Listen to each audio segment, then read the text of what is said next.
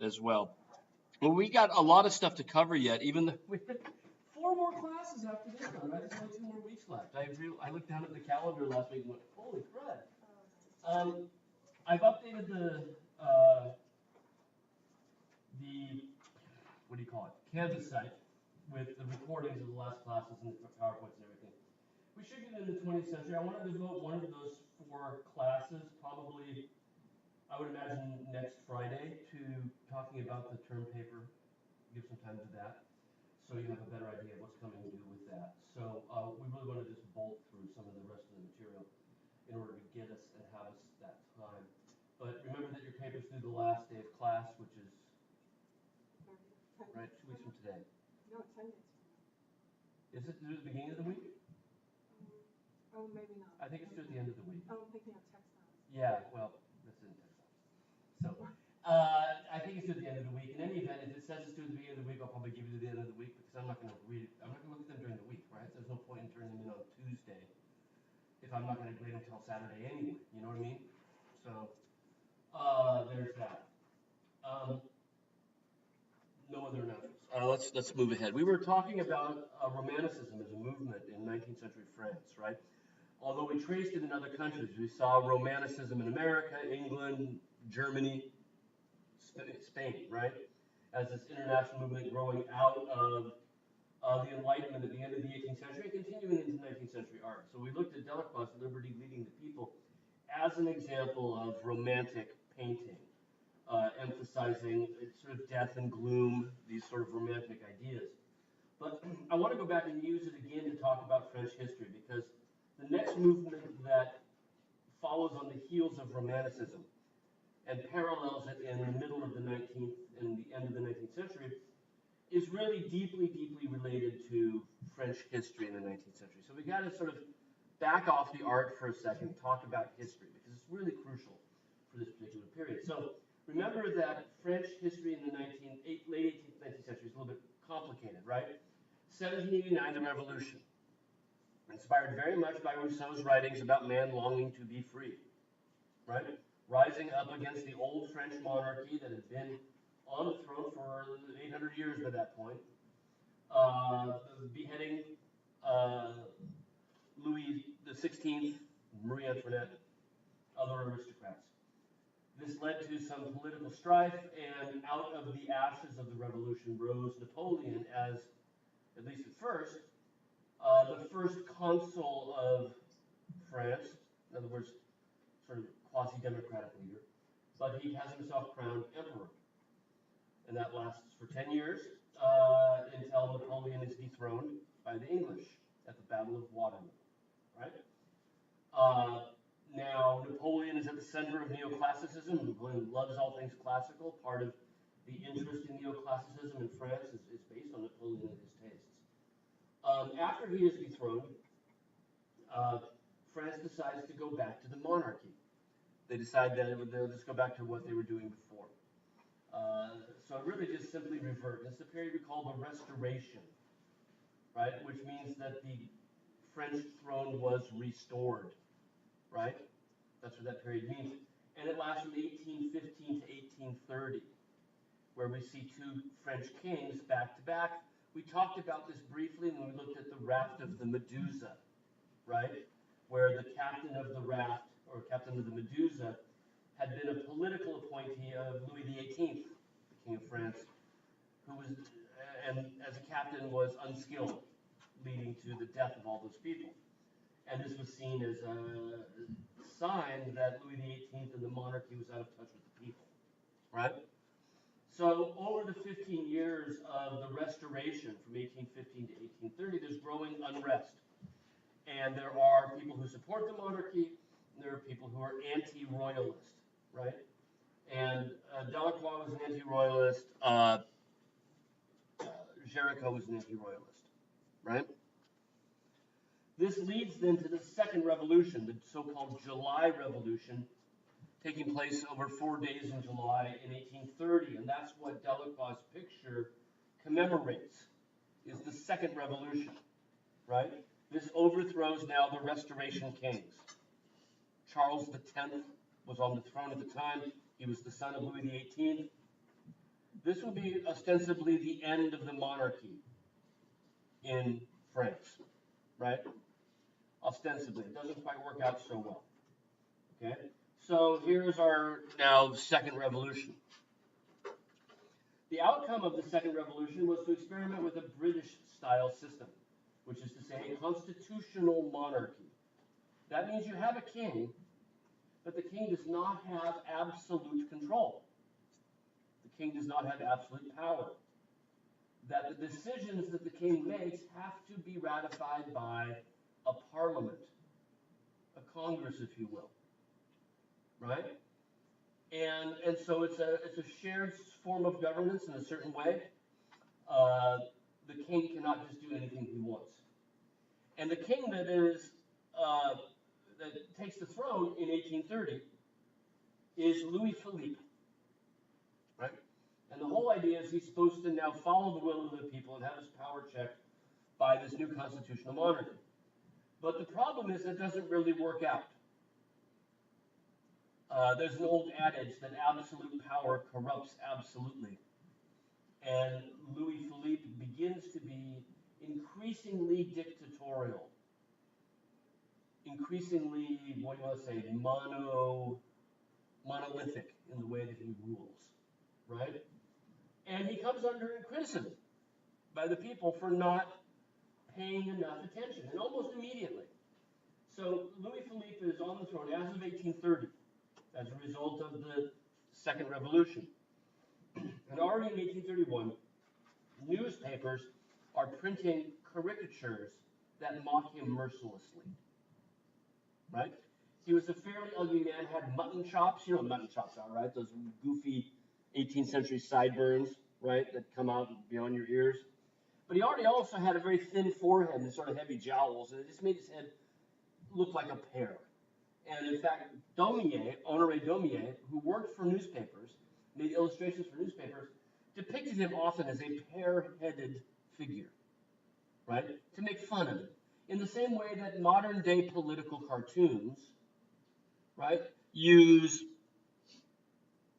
exaggerated features to mock the leader, right? So, you know, with Trump, it's his hair.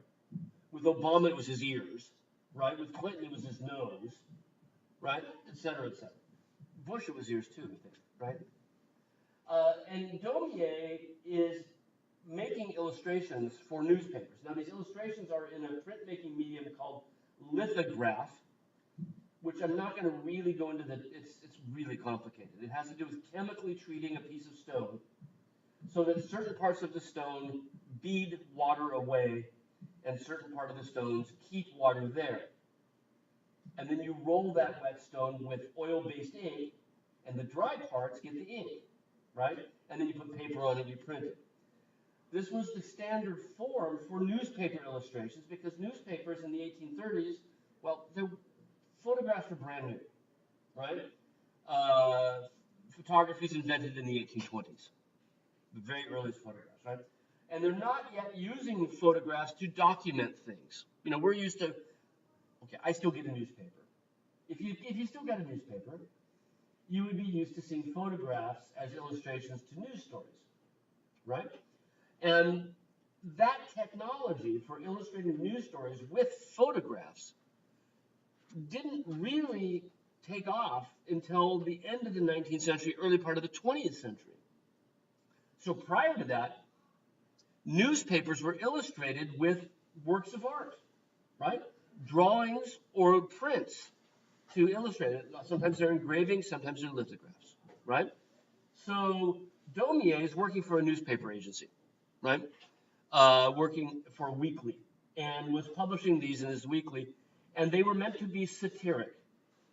They were meant to be mocking, but at the same time very, very political, right? So here he depicts Louis Philippe sitting on his throne, and you can tell already by the proportions of the figure that this is not a kind illustration, right? Spindly little legs, big, enormous belly, right? And that pear head that he has, right? He's making fun of it. And he labels it Gargantua. Now, Gargantua comes from a 16th century French novel written by an author who, to the French, is every bit as important as Shakespeare is to the British. His name is Rabelais, and he is their great Renaissance author. And he wrote this satiric story that was meant to sort of mock all the powers in the world in the 16th century, called Gargantua, which was about this giant who ate everything around him, a symbol of gluttony, right? And that's where we got the term gargantuan, right? When we talk about something being overly large, it came from Rabelais' book. So Daumier is likening Louis Philippe to Gargantua, the giant who eats everything around him, a glutton surviving as others are devoured, right? And what he shows are tax collectors in the foreground taking money from the poor and the hungry and the weak, right? Gathering it into baskets. People who have nothing are asked to give something. Those baskets full of money are then hauled up this massive ramp and stuffed into the mouth of Louis Philippe as Gargantua. And he eats them, he gets fatter and fatter, and then he defecates. The chair he's sitting on is a commode. It's a toilet, right? And he's crapping while he eats. It's just one constant cycle. Money goes in, and what comes out? New cabinet posts, right? He's defecating out a new position for some administrator somewhere, right? That's all it's coming out. So we get a prefecture, a notice, nominations for Paris, and these are all hauled away then to the state capitol building in the background. Everybody's cheering, woohoo, we get more positions, useless administrative positions. You have an idea where I stand on this, right? You want to know why you pay more every year? When I was an undergrad, you know what I paid per semester? $500, full tuition, state school. But they didn't have, we have, right, don't get me started. Administrative bloat, right? This is a symbol of administrative bloat. And people cheering, we get more positions, we get more money. And the poor, of course, on the right are not. This was totally scandalous as well. In fact, Louis Philippe sued the newspaper for defamation of character and actually got Daumier imprisoned for 6 months because of this print, right? But Daumier came back out and kept making satirical prints, the freedom of the press being a very important thing, then and now, to be able to speak truth to power, right? This interest in politics that we see with Daumier, this engagement with his world, is an important part of how art is developing in 19th century France. Artists are developing a social conscience. And they are making works of art that are motivated by that consciousness. We have only to think of Delacroix's Liberty Leading the People, which we started off this class with, or from our last class, Géricault's Raft of the Medusa. These are works of art that are trying to make a socio-political point. They are trying to engage with social change. And Daumier, who's a painter as well as a printmaker, working for newspapers, is taking that to the next level, right? Printing works of art that are meant to influence dialogue in society around political points. The criticism of Louis Philippe mounted and mounted over the years that he's president, or king, I should say.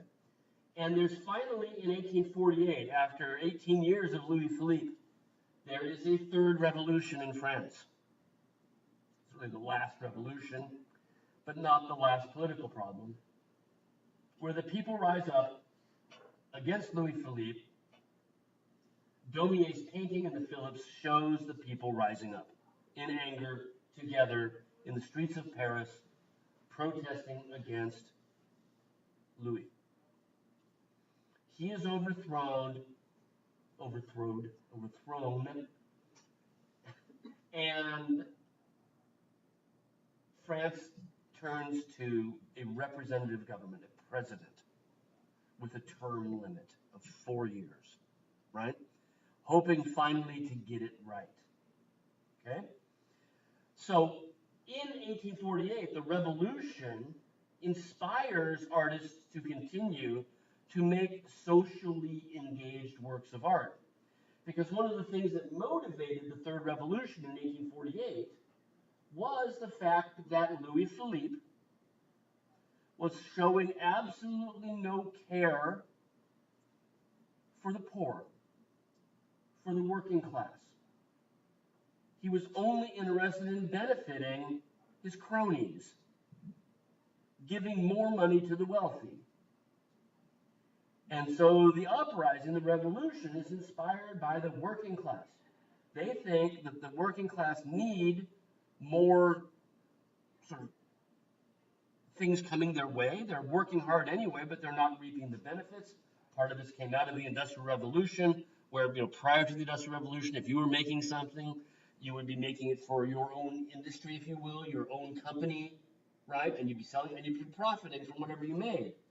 But after the Industrial Revolution, you work in a factory. And whatever you make, somebody else sells and they profit from, right? So there's this idea that the workers are not really profiting from their hard work, right? If you get really good at something, what do you get? Probably more hours because you're good, You don't get more profit. So all of these things coming together around 1848 enlighten people to the idea that the working class is getting sort of the short end of the stick.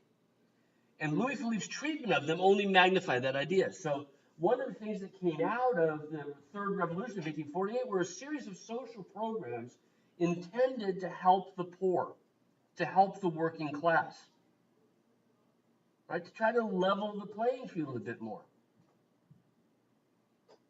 right? Now, it's no coincidence that 1848 is also the year that Marx and Engels wrote the Communist Manifesto, which talked about the history of Europe as the history of class struggle, and are really interested in workers' rights, interested in the idea of people working for someone else and someone else profiting from someone else's work. And this is one of the central things. Regardless of how poorly Marx is regarded today, there's some things in there that are kind of important issues. And they coincide with what's happening in France at this time, right? The Third Revolution is going to now refocus attention on the working class. And this leads to the movement that becomes the sort of the dominant avant-garde movement in the middle of the 19th century called realism. Right? Now, Romanticism is still an issue, right? There are still romantic painters out there. But realism becomes the next sort of modern, forward-looking avant-garde movement. And we use the term realism to mean something very different than what that term means. When we think of realism, we think, okay, it looks like a photograph, right? When we think of something being realistic, we mean it's true to nature, right? It's true to life. But for an art movement, and this is what they called themselves, right? The realists. For the realists, it was real people doing real things. That's what the realism meant. So no allegories, no history paintings, right? No biblical scenes. Real modern day people doing real stuff. And the real stuff is not necessarily the stuff of news, right? So the Raft of the Medusa is real people doing real stuff, but it's a newsworthy story, right? It's an event. It's a one-off. It doesn't recur. For the realists, the important things are real people doing real, mundane, everyday things. Right? So our Stonebreakers on the right are just, for Courbet, there were two people he saw going toward his studio. This is on the road between Paris and the hometown where he lived, or where he grew up. Right? He went back to visit his family.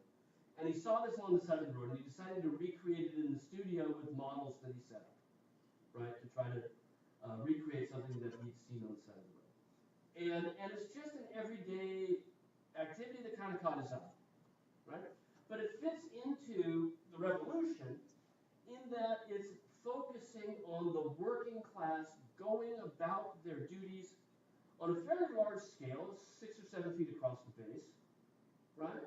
So roughly life-size figures, elevating their status, making them important by the size of the picture, and trying to tell people who go see this at the salon. Remember the Academy salons? I keep talking about this. These biennial shows mounted by the French Royal Academy to show off the newest and the best, right? He shows this at the salon, and the idea is to do the same thing that the revolution is trying to do, which is to call attention to the problems being encountered by the working class. Doing it pictorially, right? Hey, these guys work hard. Hey, these guys aren't profiting from it at all. And what Courbet wants to show, he wrote about the picture. He wanted to show how miserable this work was. That's what caught his eye, was just how miserable it was and how little it benefited the workers. And this is where it becomes one of these amazing pictures. This painting was blown up in World War II. It was in Dresden, and the Allies firebombed Dresden, right? So it's gone. It's missing. And we still teach it 70 years later, right? 7 years after it was blown up. Simply because it's such a perfect example of what realism is all about, right? So he's trying to show that this is miserable. It's just miserable, miserable work. It's hot out. It's dry. There's shade back there. They ain't in it, right? They've got their meager supplies, a little pot of either water or food, it's hard to say, in the background. Their clothes are tattered, right? They wear the same colors of the ground around them. It's almost as if they're sort of becoming the ground, they're down to the earth itself. And he gives us two figures, a young boy and an old man. And again, it's that idea that no matter how hard you work, there is no elevation up the ladder, right? There is no promotion to anything else. All the kids got to look forward to is becoming stooped like the guy, the old man on the right, in the hat. And then we see neither of their faces. Both of them turn away from us. So there's this idea that the work dehumanizes them. They're not as individuals, they're just workers, right? He really wants to make it look as miserable as possible. Since I've lived here, this has never been on display, sadly. So I've really got a really crappy picture of that downloaded off the internet. And I took myself. But this is set in the vicinity of the town where he grew up, which is Ornans.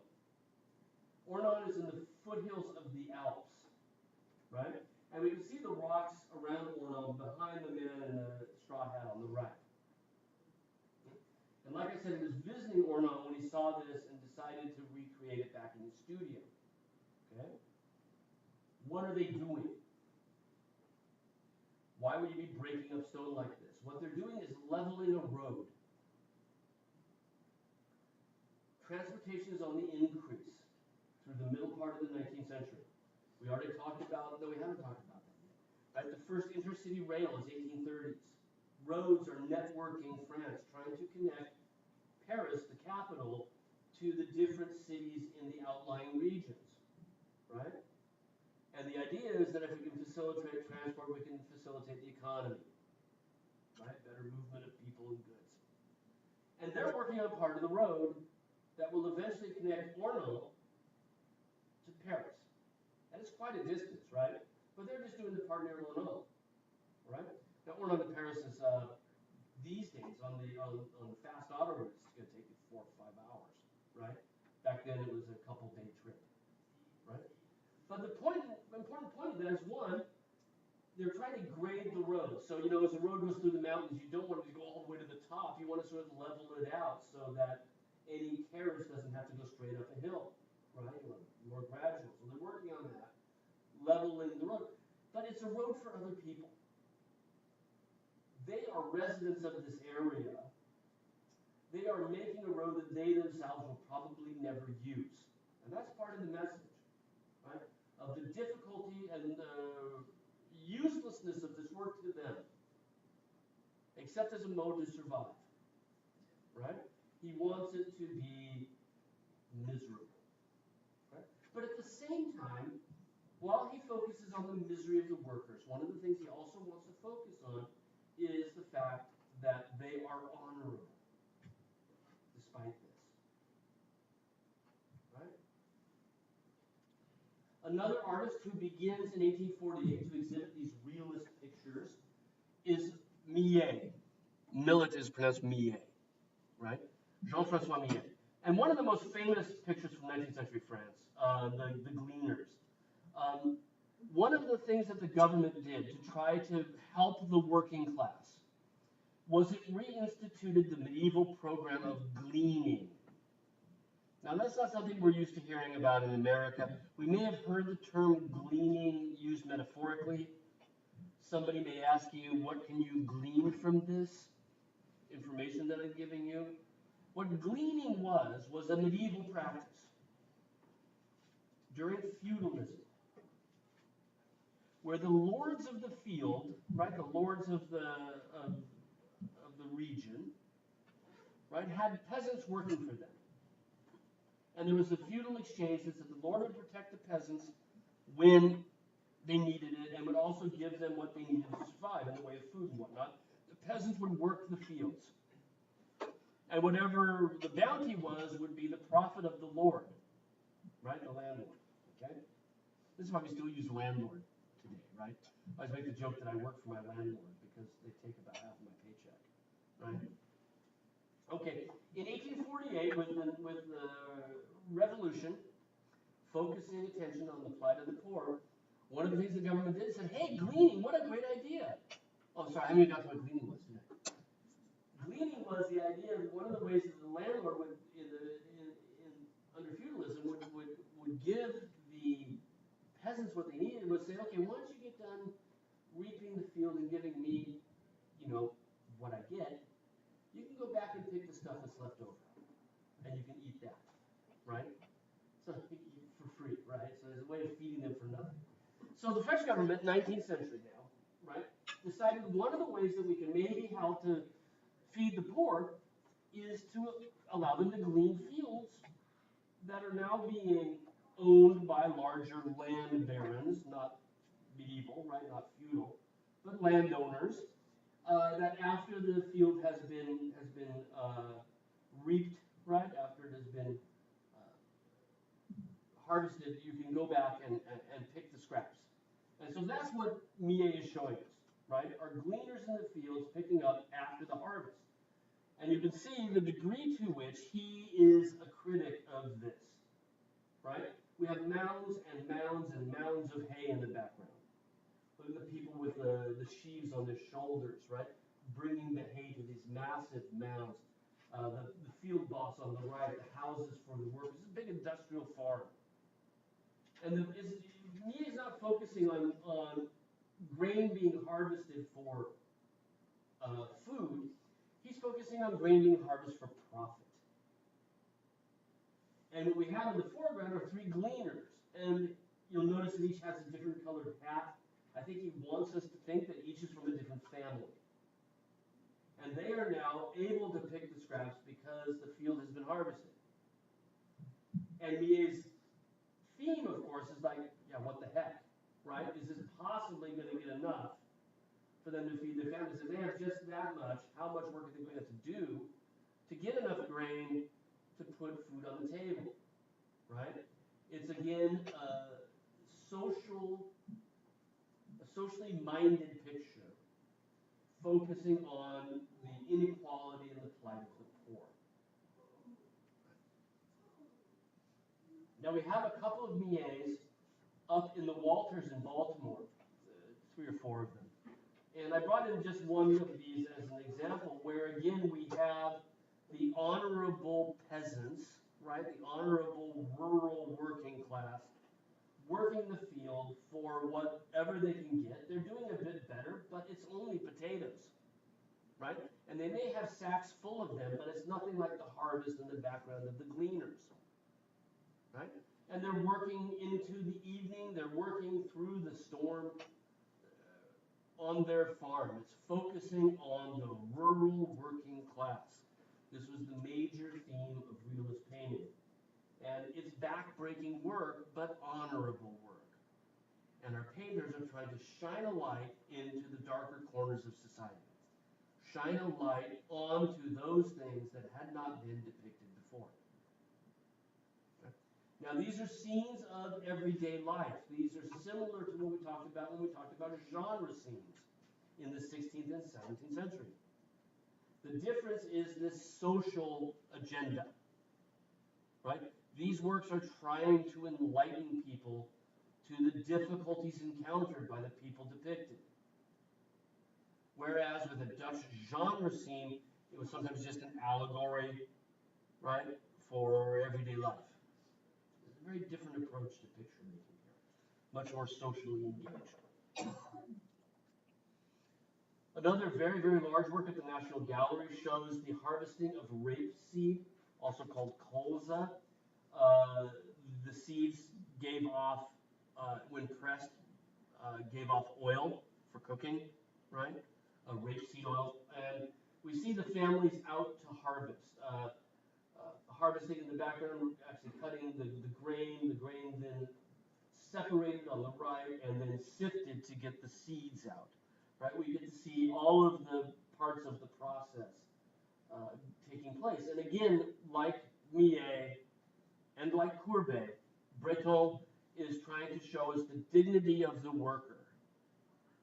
Right? Two ways in which he does this. One is scale. This picture's about 7 feet across. It's huge, right? So the woman standing in the center is roughly life-sized. In addition to that, if we look at the monumentality of that figure, the woman with the blue bib, the white shirt, how she sort of is as tall as the landscape itself. She sort of looms over us as we look at it. That gives her a sense of importance, right? And what he's trying to show is that this is menial work, but important work. And it's something that nobody had really paid attention to before, at least not sufficient attention. And he thinks this art can be something that will enlighten people, open their eyes to the hard work that the rural class is doing, the working class is doing, and the dignity that comes with that hard work. And so there she is larger. It's still very realistic, right? Realism is realistic. But at the same time, that's not why we call it realism, right? These are real people doing real things. And sort of feet in it. And then we also see, I think, the degree to which, right, this hard work, all of the elements of it, also don't really allow them to have a real family life. That infants have to be brought to the field because there's no care for them, right? That they end up there right as the harvest is taking place. The whole family is engaged with this, right? And again, that's the difficulties encountered by the rural working class. This is the theme of realism. Right? Now, some artists, Manet in particular, but others, began to focus on the city as well. And they don't necessarily have the same sense of social engagement that our rural painters do, our painters of rural scenes, but they still bring some of the realist approach. Real people doing real things. A focus on the working class. Manet shares these. The woman that you see on the left in the black hat is a nanny. She has the young girl that she has been hired to look after, and she's taken her out for a bit of air. They've stopped by the side of a railway, right? Have a little lunch. The little girl, looks at the trains as they come and go. We see the steam rising from one of them. The nanny looks at us. We've stopped her, right? We're one of us. We've been a jerk. She's reading a book, and we're like, hey, what you reading? Like, she's not doing anything, you know? And she looks up and he has that sort of anonymity you get in the city, right? Sees you, but she's not really acknowledging you as a person, so much as like, really? Right? There's something expressionless about her face. She's not inviting us to continue this little dialogue that we started. There's some grapes on the ledge, so we know that they've sort of had a little snack as they're out to get some air. Cutest dog in the National Gallery. And certainly one of the 2 or 3 cutest puppies. Isn't that just the sweetest little thing? Right? Just a little tiny. And one of the things I particularly like about Manet, we'll talk a lot about this with Manet. I think Manet is just, he rocks. But he's so good at limiting how he puts the paint down on the canvas. He's so sort of deft. He never puts a stroke the wrong direction. So you're going to paint that puppy dog, right? There's any number of ways you can lay down the white stripe and the brown around this sleepy little eye. But you'll notice that what Manet does is he uses the brush strokes to sort of follow the way the hair grows and follow the form of the figure. So you get, you understand the structure of how that face works around the orbital, right? By the way in which he lays down the brush strokes. And then if we go in front of him here, right? Directly here, this bit here, as you can see, that's her sleeve, right? And those also follow the direction of the lace as it comes out. So there's something about the way in which he lays down the paint that is just sort of oftentimes spot on for understanding the three-dimensional quality of the work. And it's just like you can't imagine moving any of them and having them be as effective. The other thing to pay attention to with the details that we have is the degree to which he doesn't blend any of the strokes. He likes to put it down and make it look as if it just like was one brush stroke and he's done, right? Like he got it right the first time. And that's probably not the case. There's probably a lot of scraping and repainting to finally get it right. But at the end, it ends up looking spontaneous, doesn't it? It ends up looking sketchy, as if he did it in seconds, right? And that's part of the genius of Manet, is the ability to make it look that way, as if it were just simply quickly done, right? So Manet is showing us, on a certain level, a very realist picture, but in the city rather than the countryside. A woman working, right, as a nanny, taking a moment, still not as downtrodden as our rural workers were, but with the same sense of dignity about her job, and some of the psychological complexity that comes from urban living. Now, the railway, when this hung in the Salon of 1874, the title confounded people.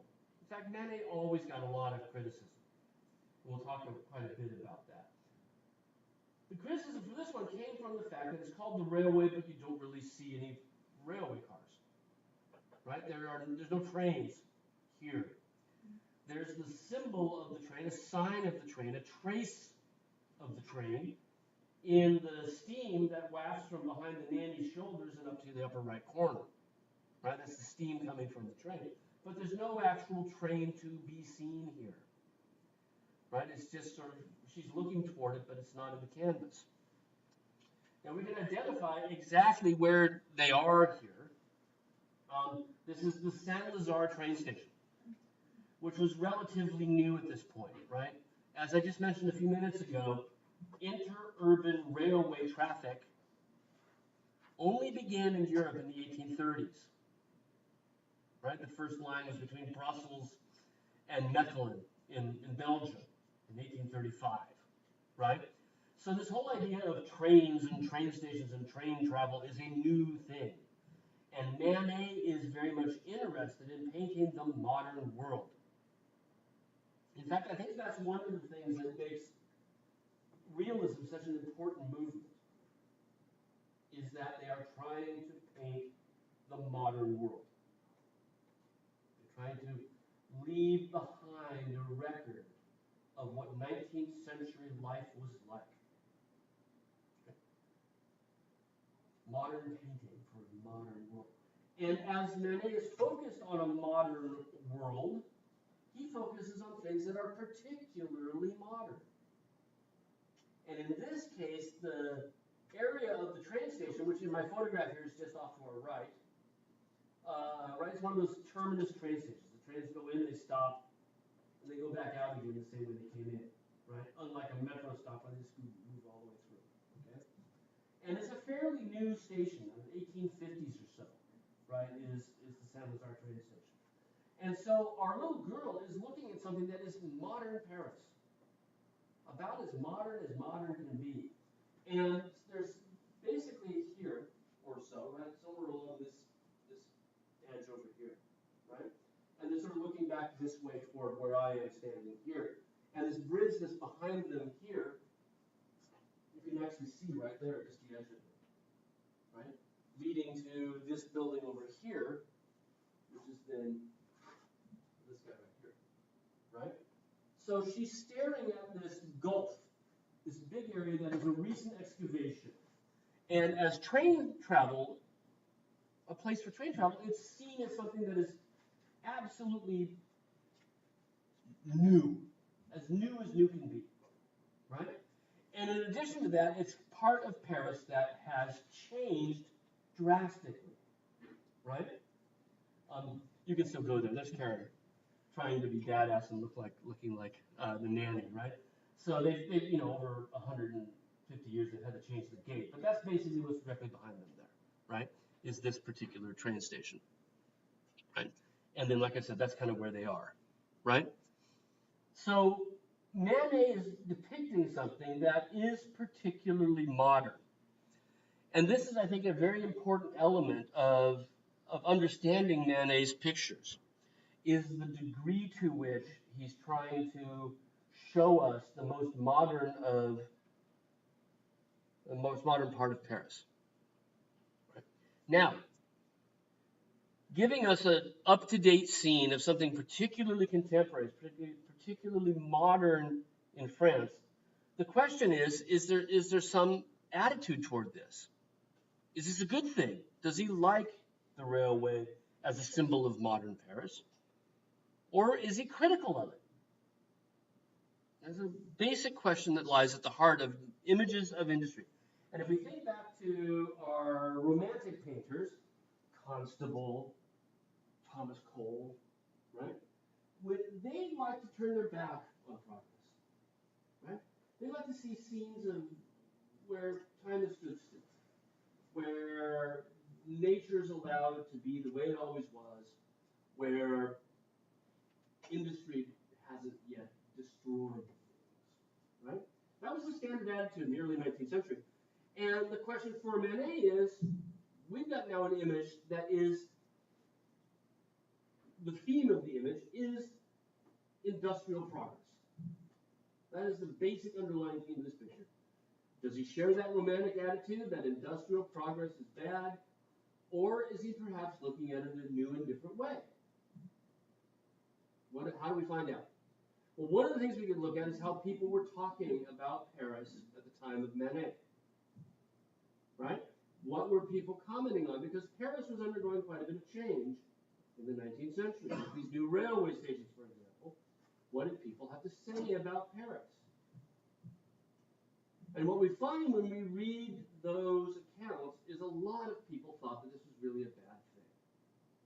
That too many people were being displaced, uprooted from their family homes and forced to move because of the changing city. Right? They didn't like it.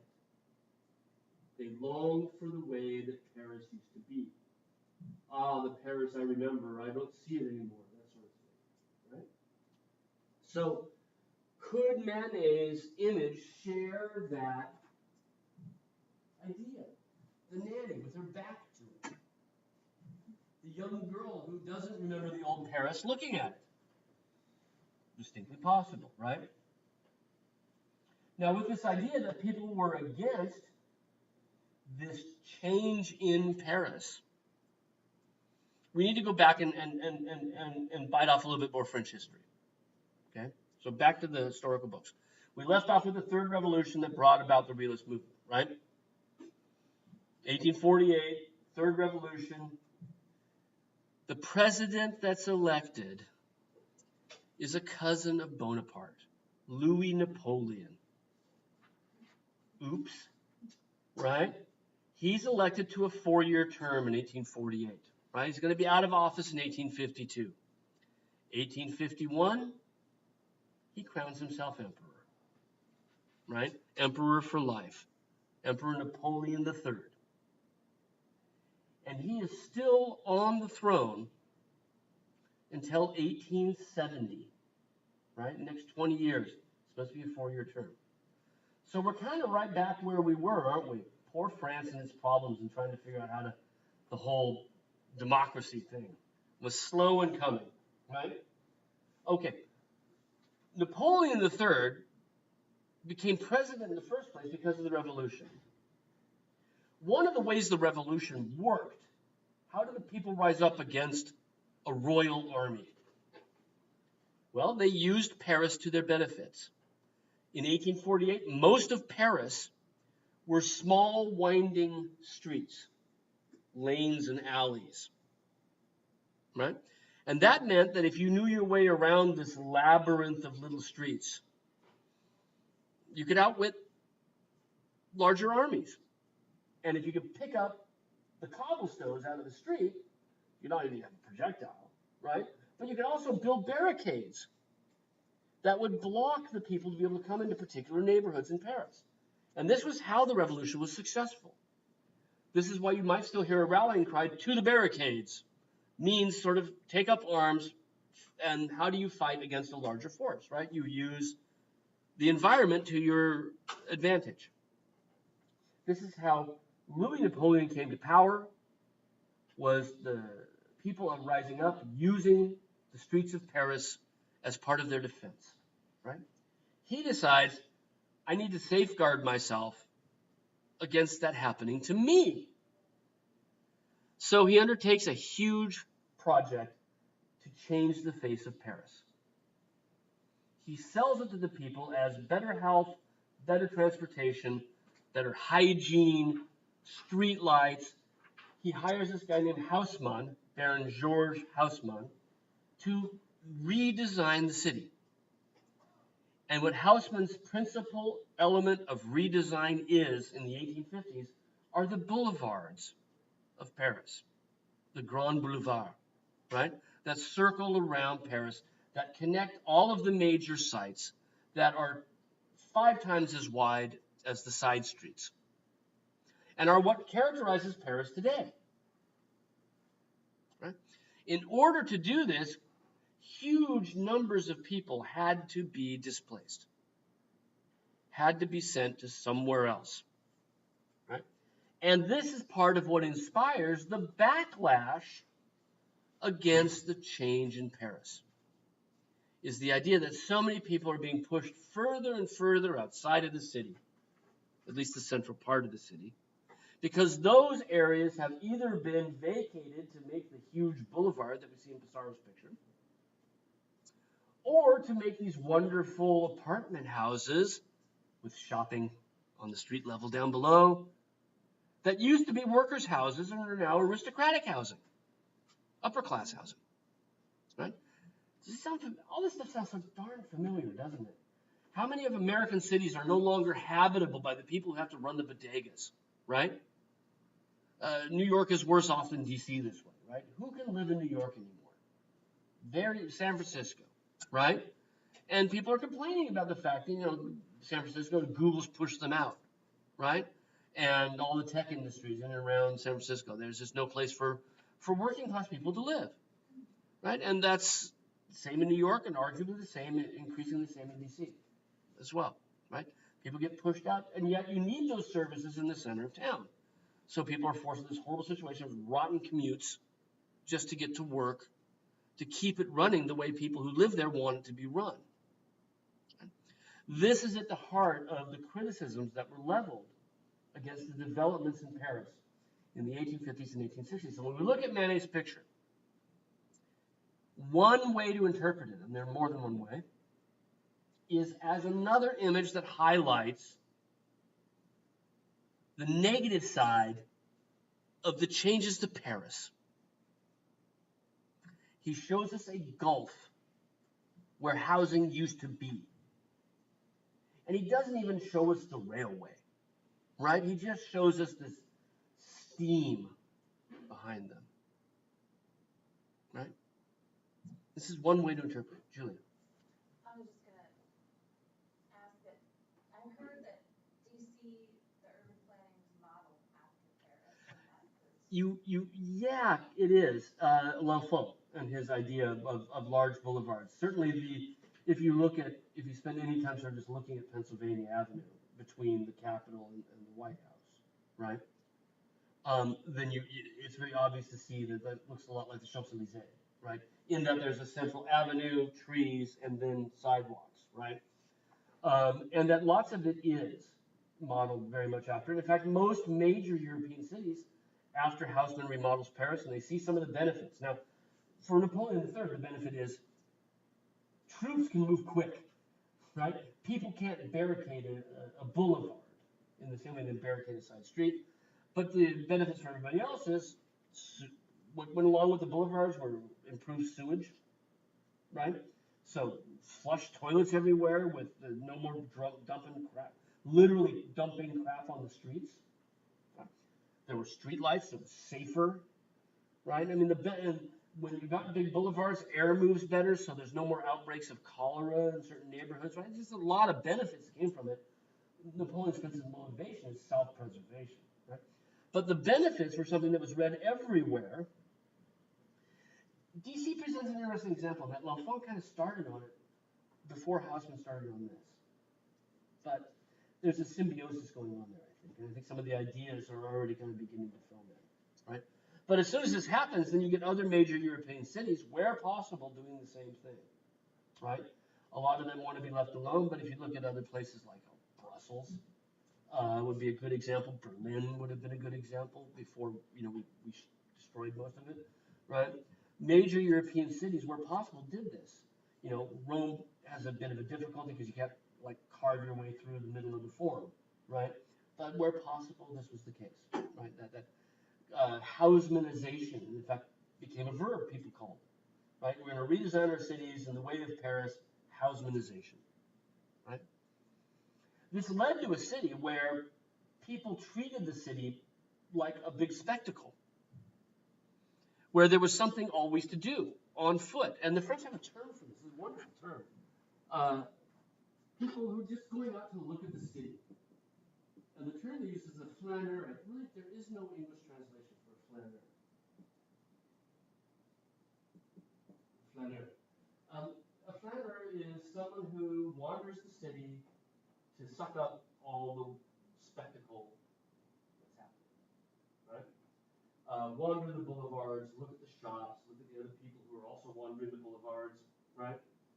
And enjoy what the city has to offer as a spectacle, right? To this day, you use the term flaneur. Interestingly, there's no female version of it because women couldn't do that, right? Unless they were in the company of a man, right? So the men dictated the activity, and the men could do it by themselves, right? Brendan and I could go out and be flaneurs, but Melissa's tough shit, right? There is no flaneuse in French. Because if you were out by yourselves, you know what people would think? Prostitute, or certainly very, very low-class working, right? At the very least. But yeah, pestered either way. Yeah. So it's very gendered, right? She can be out because she's got a child with her, right? She's a working girl, a working class working girl, and not a working girl with prostitute sort of way. But there's this sense, right, that idea that a woman out by herself is neat is sort of here as well, in the fact that she's reading and has been disturbed by us, right? Having come along with her, sort of adds to that same idea. Yeah. This boulevard, I don't feel a sense of, the other pictures that we've looked at, Phyllis pictures show you the sadness, show you the struggle. Yeah. So when I look at this, I don't feel sad, I don't feel, when you This explain one or it, this it's, one? this one. This is not. When you explain it in its historical context, so who was this painted for? Okay, that brings us, one of the things we noticed the difference in dates here. We're 25 years later, and Pissarro is actually a member of the group that we call the Impressionists. Right, so we'll talk about this probably on Tuesday, because we're not going to get there today. The Impressionists grew directly out of the realist movement. They're also interested in contemporary life. So this is Modern not part of paintings. realism then? Not really part of realism, although Pissarro's an interesting fellow in that he was very politically engaged. He belonged to what was called the Anarchist Party in France, and he very much believed that this is a hard thing. I don't want to get too deep into this, but he believed very much in the idealism of the working class and the ideal nature of rural life. And most of his early pictures are images of sort of idealized rural life. We'll see a couple of them. This is much later in his career, and by this time he's quite old. I want to say at least in his 70s. And he started to lose his eyesight. He had a terrible reaction to bright, direct sunlight, even though he was committed to trying to paint outdoors. And so what he wound up doing at this point, late in his career, I think he dies in 01 or 02, is that he started to rent a series of rooms around Paris where he could paint from. So he'd look out the window to paint. So this eagle-eye view we have is because that's the only way he could actually paint the world around him, was to be inside and look out the window. Going back to this idea that he thinks that rural life is superior to urban life, I think when we look at this Pissarro, it's the Paris we don't want to go visit, isn't it? You know what I mean? It's postcard Paris. It's what you look for when you go. And I think the Impressionists kind of present that to us, the realists as well. But I think with this view down on all of the hubbub of activity, just look at it's just a buzz with activity, and coupled with his view from above, I find that there might be another way to look at this picture as sort of like, God, life is hectic. You know? Boy, there's always a clock to punch and somewhere to go, and people hubbubbing around. And if we compare it to earlier pictures by Pissarro, where he shows country life people hang out by the fence and talk. You know? They take things slow. And so there might be something more going on here than that, right? But the important thing, the short answer, wish I knew how to give short answers, is that he's not a realist, right? And we'll get to him. Okay? Now, back to Manet, who is a realist, right? We sort of talked about the fact that the little girl looking at this chasm that's been recently created may well be a reference to these changes in Paris and some of the criticism that people had for them, right? Now, I'm going to give you an alternative way to look at the picture, an absolutely opposite way to look at this picture. But again, French history, right? So we've had 3 revolutions so far, right? 1797, the first one, brought about Napoleon. He's then in between, overthrown by a foreign force, by the English in 1815, leads to the Restoration. Second Revolution, 1830, Louis Philippe, doesn't work out. Third Revolution, 1848, Louis Napoleon as president, becomes Napoleon III, the emperor.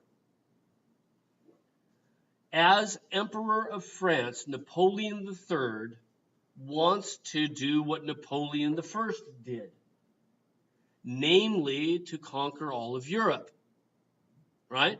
That's what emperors do. That's what separates them from a king, is this continental aspiration, okay? In the wake of Napoleon I, right, after 1815, is when we start to see other countries form and coalesce. So our modern day European map that we know today really begins to settle out, shake out after Napoleon, 1815, right? So this is when Belgium, for example, becomes a country for the first time.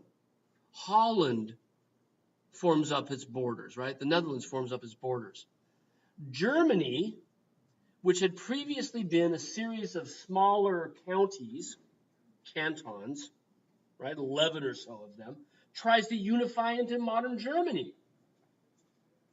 Napoleon III does not like this at all, right? And he's actually trying to stop the German chancellor from unifying Germany, okay, actively. This chancellor is Otto von Bismarck. And in 1870, Bismarck decides, enough. I want to unify Germany, and if Napoleon's going to stop me, we have to get rid of him. So he mobilizes the Prussian army, and they invade France in 1870, the Franco-Prussian War.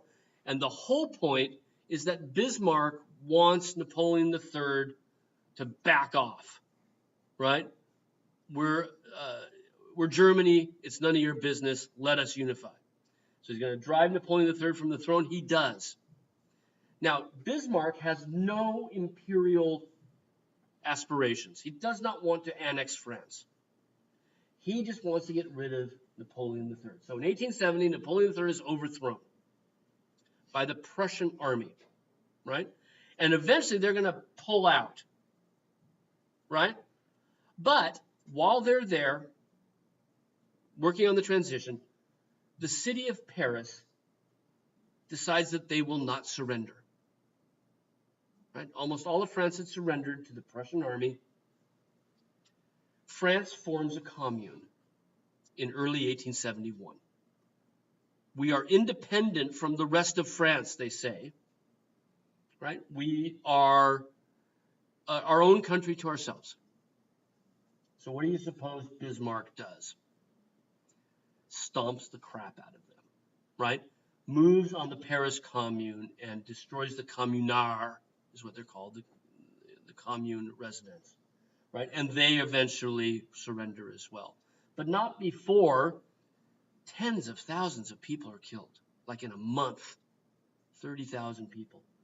And not before a lot of Paris is very, very badly damaged, as is a lot of France.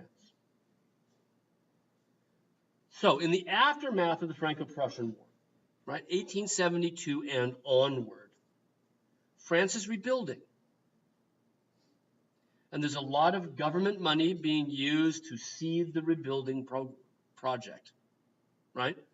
And this rebuilding project, now under what's called the Third Republic, where they finally get it right? Democracy, liberty, equality, brotherhood. Under the Third Republic, funded by the government, significant building is taking place. Paris is continuing to modernize. But now, versus the 1850s and 60s, it's seen as a wonderful thing. Fantastic. We're French, right? It means something, right? This is us back on our feet again. The country is great again. Progress is rebirth. That complicates looking at the railway, because in 1874, it is after the Franco-Prussian War.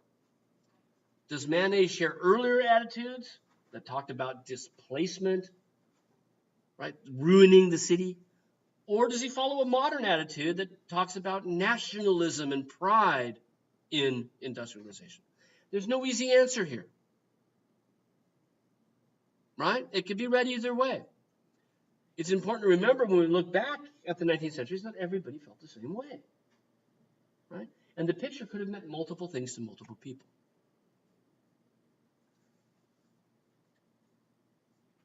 Right? Now let's move from talking about politics, talking about this picture and how it might relate to France as a country, Paris as a city, and talk about Manet. One of the great painters of all time. They're just really fantastic. If I could paint like anybody, I think Manet's one of the ones I'd choose. He's just so good with applying paint. But one of the things you'll notice is, and I think I mentioned this before, is the degree to which it seems incredibly sketchy, right? He doesn't make a lot of effort to blend brushstrokes. It looks fresh. It looks spontaneous, right? It looks unfinished, maybe, even, right? At least by 19th century standards, right? You get a sense looking at it that you can imagine watching him make it, because the brushstrokes that he leaves are the traces of where he's been, right? And you can see as you look at her hand that you can follow the different strokes of paint, how he went across the top of that thumb this way, and the top of the finger, and then came back around the knuckle of the finger, changing the direction. You can just follow how the paint builds up. And you see as you look at it, you're reminded of sort of, there's a guy there with a brush, and we're watching the sort of traces of where he's been, right? His footprints, if you will, everywhere we look. And sometimes we see the paint's very, very thick, where her hand is, and then other places it's significantly thin, and we see the canvas behind it still, right? It has a sense of sketchiness, of spontaneity, right? And this bothered some of his critics. When Manet started putting works in the Salon, there was a sense among many of the critics that he was mocking them, that he was making fun of art. Because the Salon, remember this was in the Salon of 1874, the Salon was sponsored by the French Royal Academy, which was where artists went to school. And the French Royal Academy taught a very particular kind of art, which was sort of classicism, right? Was about sort of the proper way to paint. Right? You lay the brushstrokes down, you blend them, and you create a sense of chiaroscuro. Right? And Manet is painting in a significantly different way than that. And people thought he was making fun, that he was mocking academic traditions. And when they wrote about it, they say, I see cheeks, but I see no bones. I don't have any sense of structure. I don't think I agree with them there, but that's sort of the things they were saying, right? As they're leveling these criticisms against Manet.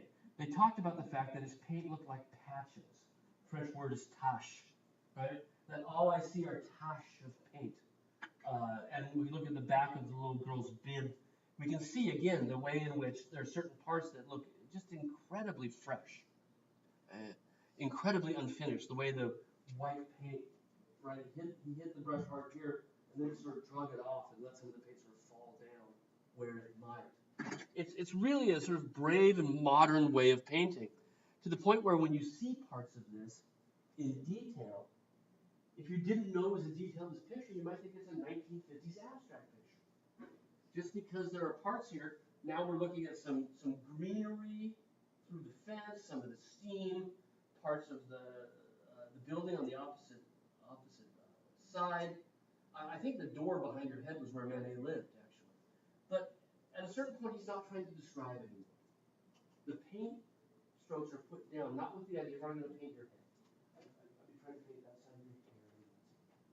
But he's not. He's more worried about how did the paint strokes work with each other on the canvas than trying to delineate or describe any given thing, right?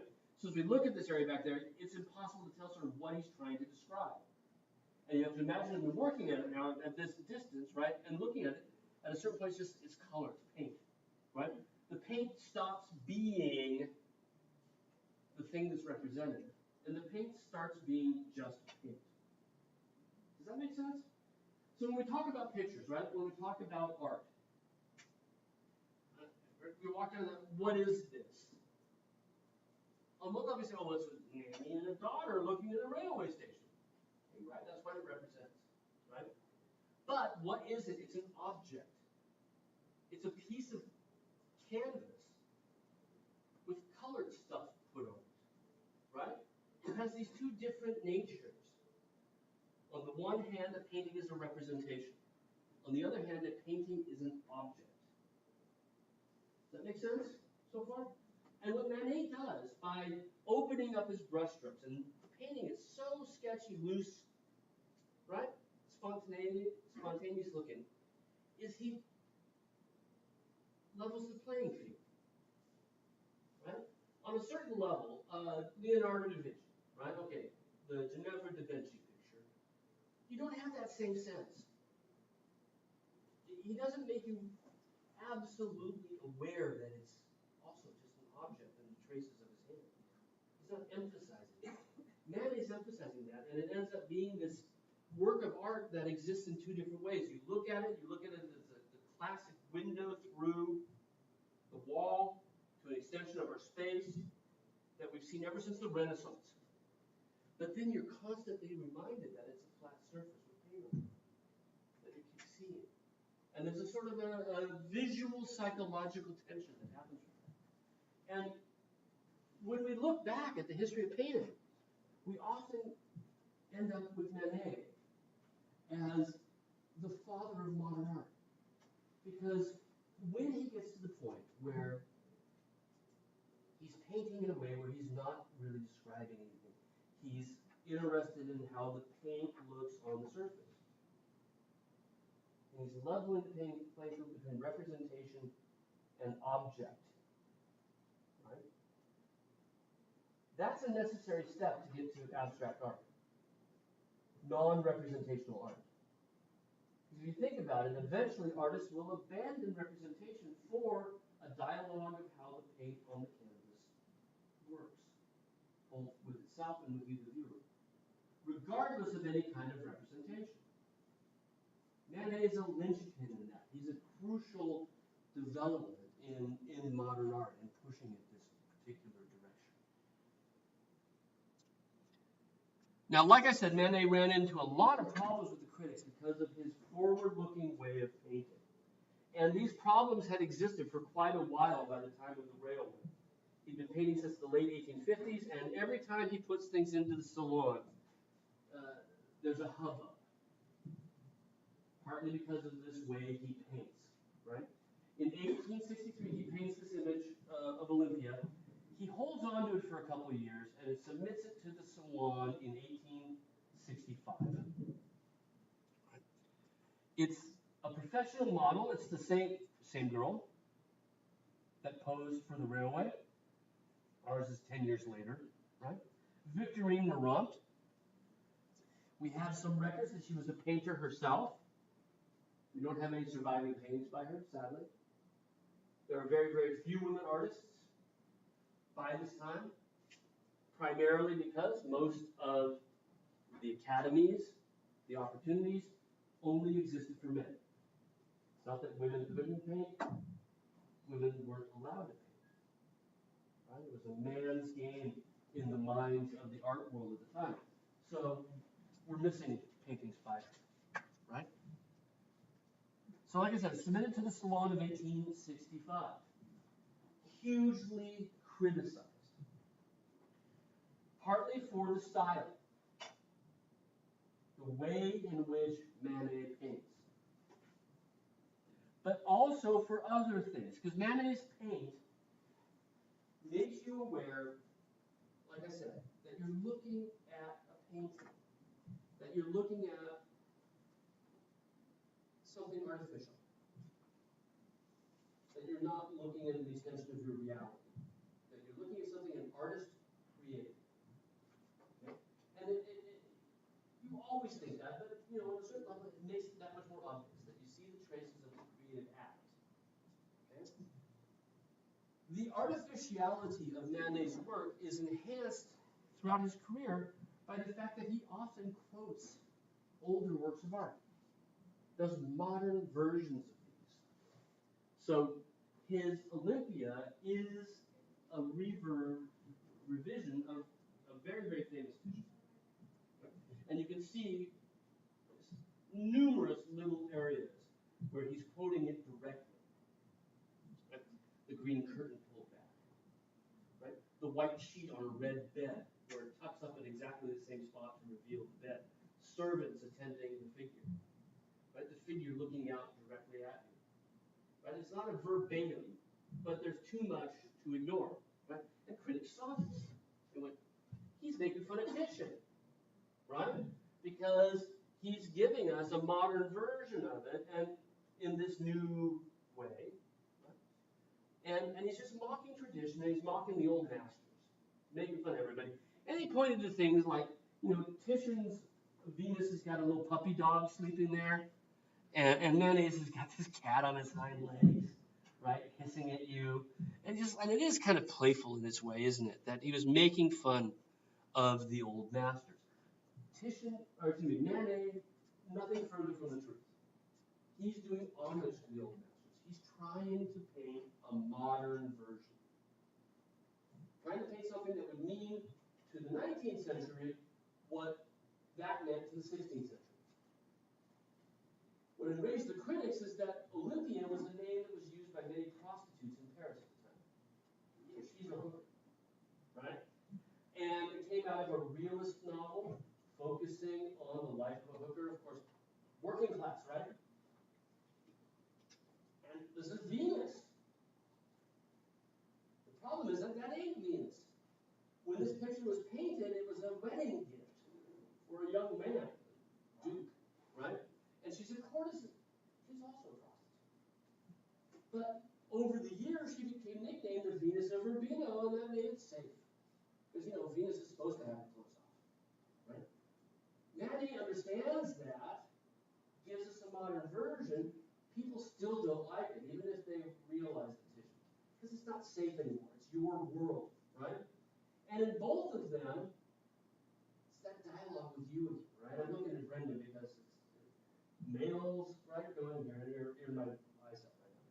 But just like the railway, she's staring right at you because you're part of all of this, right? It is modern. It's you. It's your world. And the flowers that she could care less about, couldn't care less about, are flowers that you brought her. They get added to the critics. I may go to prostitutes, but I don't want to be shown it in the art gallery. Right? And the look on her face is one of that urban lack of engagement, that anonymity. She's not particularly impressed with you. Whereas Titian's looks to be kind of lovely, right? Accepting.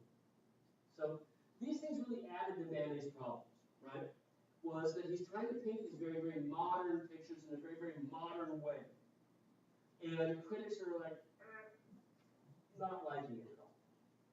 Okay? We have one more Manet to look at, and then we're going to look at Impressionism on Tuesday. Next Friday, we'll talk about the term paper and continue to move forward. We should make it into the 20th century, probably not too deep. Since there's only 2 weeks left in class this weekend, I'll be working on a slide sheet for the final and have that up hopefully by the end of the weekend for you, because I'll then give you 2 weeks before test week to begin to prepare for that. I'll try to keep it to roughly the same length as the midterm sheet was, right? But it will follow basically the same format. Okay? Good enough. I will see you guys on Tuesday.